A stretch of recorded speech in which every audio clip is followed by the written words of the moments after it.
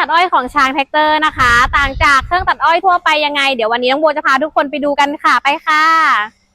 เครื่องตัดอ้อยของช้างแท็กเตอร์นะคะเป็นระบบขับใบมีดด้วยเพลาตรงค่ะที่ส่งกำลังมาเต็มตัดอ้อยได้ไวไม่สะดุดนะคะงานหนักแค่ไหนหรือว่าแรงบิดเยอะแค่ไหนก็เอาอยู่เรามีทีมงานขนส่งถึงหน้าบ้านพร้อมติดตั้งและพร้อมใช้งานทันทีค่ะ